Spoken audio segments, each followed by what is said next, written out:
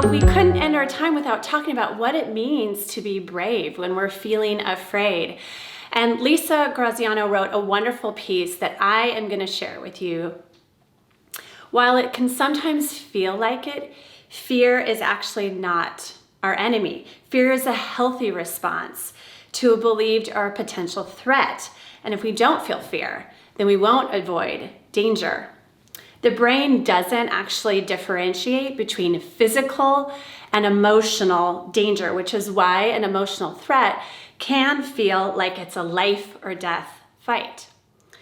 Anything unknown, and there are so many unknowns as moms, as special needs moms, anything unknown has the potential to ignite fear. It's how we respond to that fear that determines whether we create a healthy life and healthy family life or not. As a parent of a child with special needs, we've no doubt already will and likely continue to have a host of fears, which we shared in our earlier parts. As our child enters each new developmental phase, new fears are going to arise. A son asks a father, "Can a man still be brave if he's afraid?" "That is the only time a man can be brave," his father told him. I love that quote. Being brave means doing what we believe is in our child's or family's best interest, even when it's hard or scary. Being brave means making those necessary split-second decisions, keeping the needs of our child ahead of our own fear. Being brave means really listening to others who might know more than we do, even when it's scary. And being brave means listening to ourselves and not listening to others who think they know what's best for our child and who don't have our best interest at heart.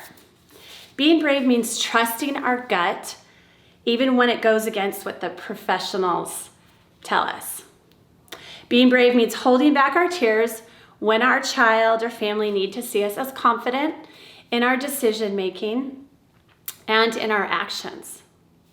Being brave also means allowing ourselves to be vulnerable with a trusted person and let down and cry.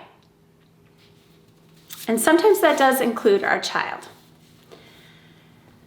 So how can we help ourselves be brave? We definitely believe in deep breaths, practicing that daily.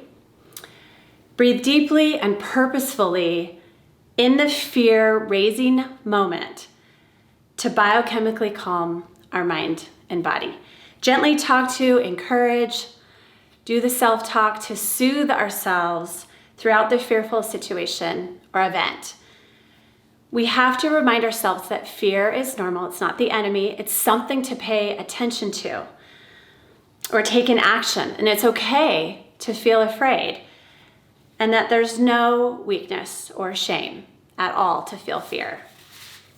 Something very helpful is just say it out loud. Share our fear out loud with someone who's really important to us, a mentor, a dear friend.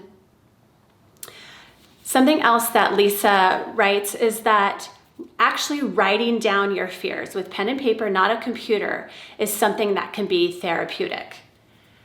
Read about how others manage their fears. Also, something that can calm us down is just educating ourselves, doing a little bit of research. Sometimes we also need to protect ourselves from too much information. So sometimes we have to choose not to read and not to research if that is only going to shoot up our anxiety and worries and concerns and what ifs. We have to remind ourselves that whatever happens, we will find a way through this and we will feel better. We all know this, but it's always good to hear the reminders that we have to give our mind and body what it needs to be brave. And one of those things is sleep, a good night's sleep, or at least trying to get adequate sleep. Getting an amount of physical activity each week, even if that's just a walk, 15 minutes twice a week, that is great. That is helpful. We have to eat healthy. We probably don't like to hear that, but we don't want to overeat as an escape. We don't want to undereat. Neither of those things serve our bodies and serve our minds well in the midst of the stress that we have every day. And we have to be careful about using alcohol or other drugs to escape only when it's safe, and use only when it's safe to do so. We have to really be mindful and self-aware of addictive symptoms. And like I always talk about self-care and engaging in things that produce a sense of calm or a spark of joy. It's really important that we give ourselves time to focus on something pleasurable. Reading, crocheting, gardening, woodworking, painting a picture, taking a lavender bath, collecting things. Any kind of hobby or interest that is soothing and helps you in the long haul.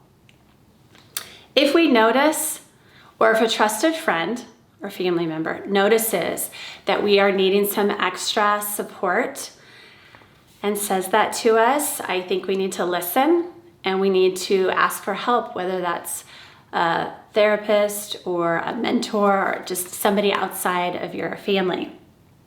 Get that support. So moms, again, we always say this in We Are Brave Together, but you are not alone. The whole purpose of this episode about our fears was really just to help you feel like your fears are normal. And it's okay to feel those fears. It's just what we do with them. What do we do with them? We don't want to stay on the hamster wheel of fear and anxiety and worry and ruminating. We want to do something productive with that. We want to learn something. We want to let it teach us something. And we want to get the help that we need if it is overtaking us. So I hope you enjoyed this episode. Thanks, moms.